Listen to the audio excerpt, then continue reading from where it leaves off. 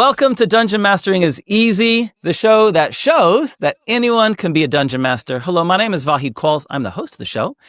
And today we are joined by Kelly from Dork Tales. Kelly is an internationally loved and respected dungeon master with a theatrical presence, a big presence. Not only is he a talented dungeon master in his own right, but he is the head of the Dork Tales Twitch channel. And he has encouraged and mentored a team of other dungeon masters that dungeon master on his channel. He's got a unique set of skills that I'm sure we're all going to learn a lot from. Thank you so much for joining us, Kelly. Great to have you with us. Hey, great to be here. Anytime.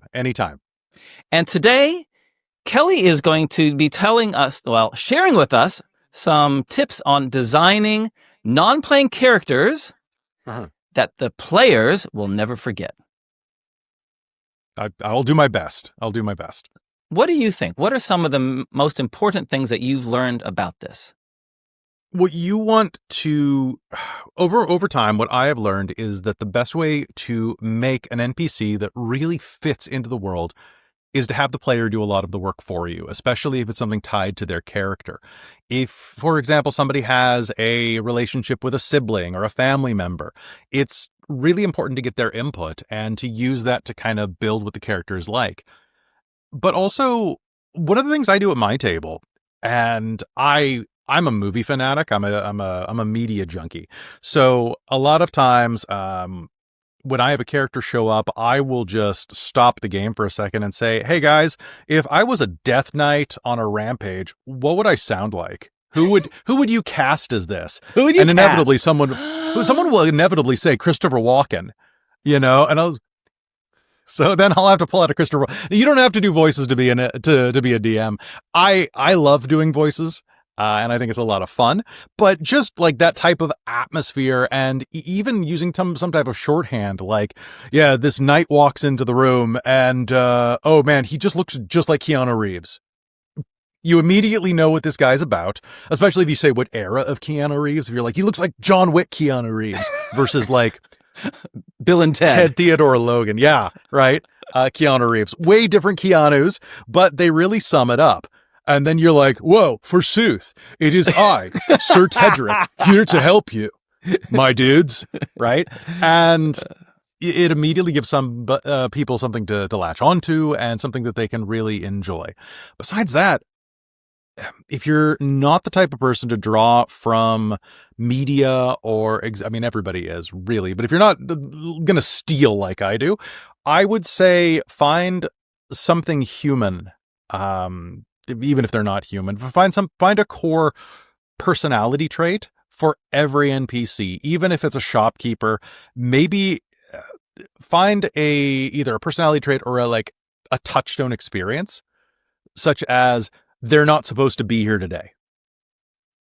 Something that may be in line with what they're doing or something that may be completely incongruent.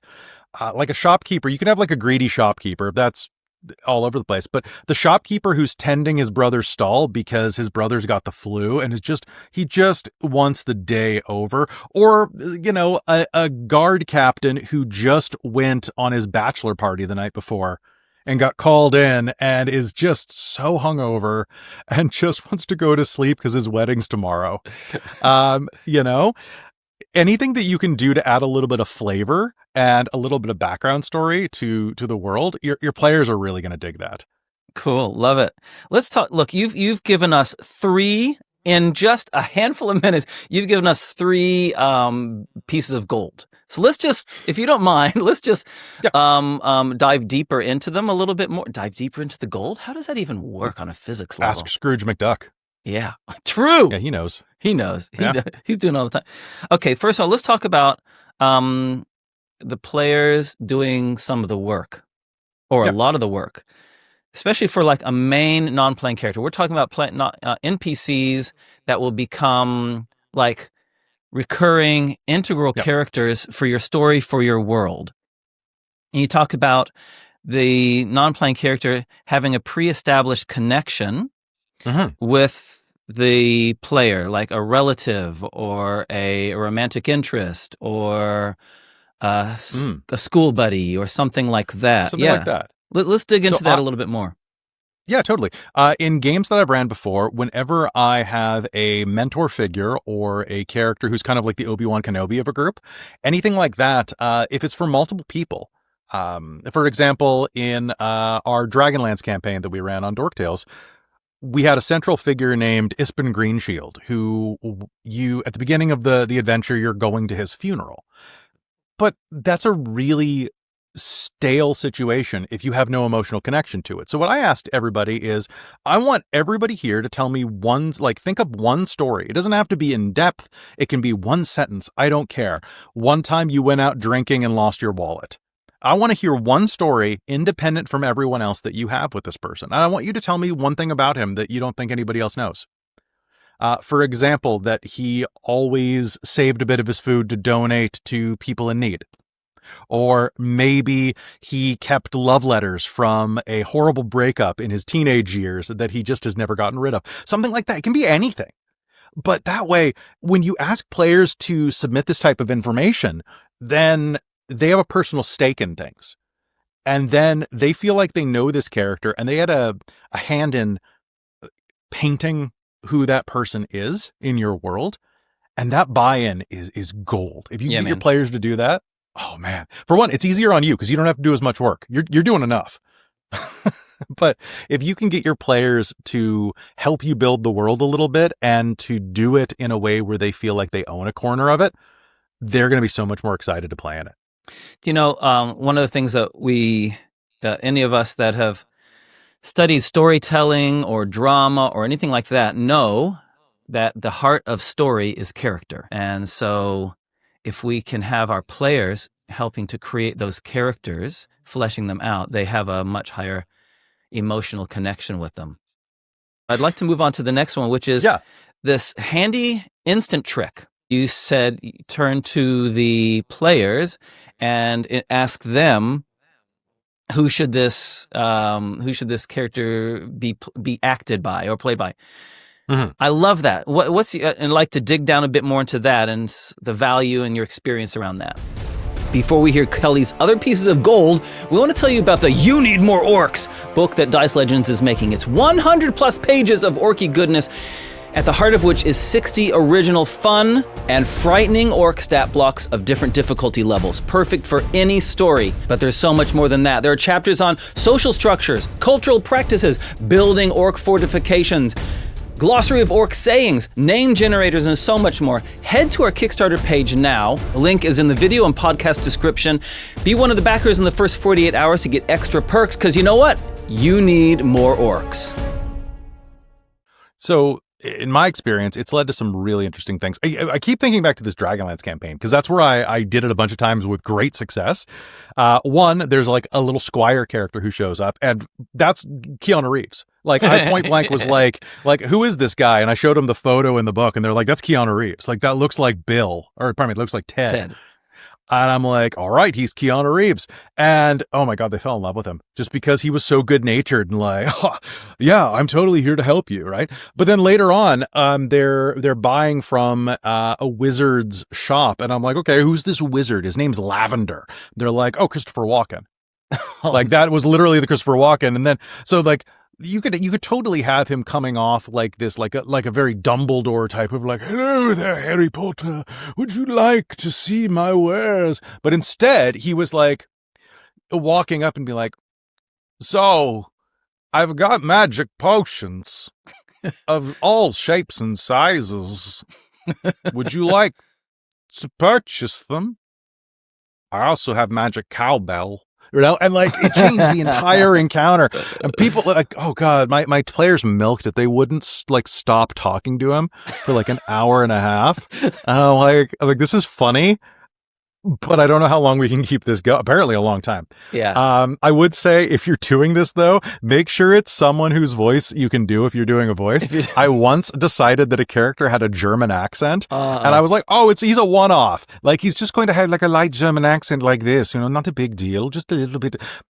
He was in like 12 hours of a season of a show. And by the end, I was like, I can't do this. It's turning my mouth into mush. So be careful. Be careful what you pick. Careful or just be what you wish for, because you just might Get it. Get it. Yeah, it's never wrong to pick Arnold Schwarzenegger as a character voice, though. Just going to put that out there. Yeah, it never goes. Yeah, and it's interesting that you say this. It's like you and I are doing the same thing, but didn't realize it. I didn't know that you had this thing. For a villain in a recent campaign that I've had going on, his character was described as Henry Cavill.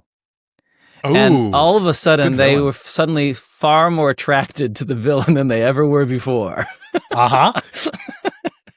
That we have a guy in ours who's described as Henry Cavill is such a nice shorthand for like, is he which Cavill? We Superman Cavill? Witcher. Dirty Cavill? Yeah. Oh yeah, Dirty Cavill's the one we like. Filthy Cavill. With that blonde wig and that square jaw and a bit too much stubble. Wild. All right. Wild, man. Now the third piece of gold that you mentioned that let's just dig into a little bit more is finding a single human experience personality trait. So this isn't necessarily like they're angry, they're flirtatious. This is something different than I've heard before. I think that's a little more useful than just picking an emotional center for the character, right? Because if you go in with an NPC and you say, yes, it's a disgruntled shopkeeper. Well, okay, he's disgruntled, but then why? You're doing all that extra work. Maybe you never open this character up because you're just playing him as disgruntled. But if you go in with like a motivation, like he's disgruntled because he's not supposed to be there today. He has worked 14 days in a row and he's just tired. He's getting paid like minimum wage in copper. And honestly, he doesn't want to be there. And he's thinking of quitting even, right? Yeah. He's got a better, maybe the magic supermarket across the street will pay better. But then inside of that motivation, you have all of these other motivations as well as you get that emotion, but you also get ways that the players can play off of that. So rather than the emotion by itself can be kind of like a stone wall because you're like, he's okay. I can't move him off of this because the entire character is being frustrated. Whereas if he's frustrated for a reason going in, then one of the players can be like, oh man, that really sucks. Obviously, you look like you had a rough night. Can I get you like do you want like a drink off the shelf or something? Do you need help? They can also, honestly, like rogues could probably find a way to shoplift a little easier off of someone like that.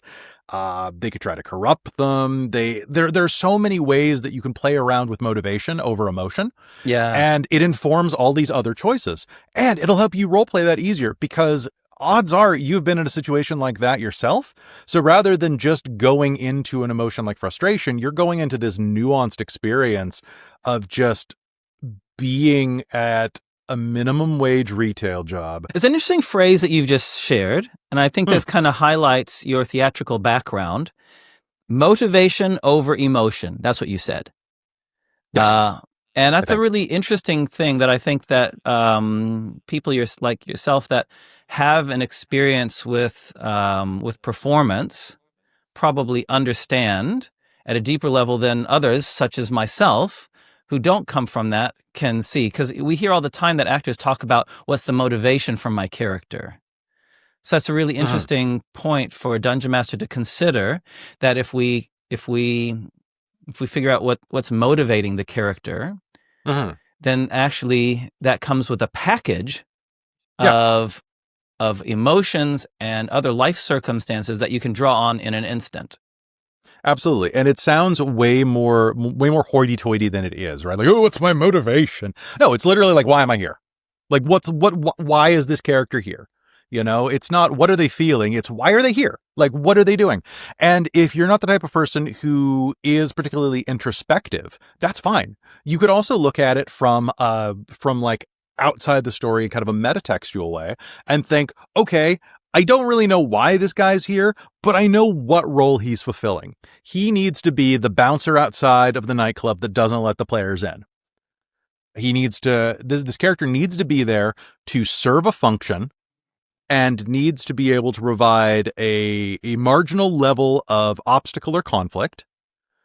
And from there, you can start to piece out like what would make it more fun for the situation.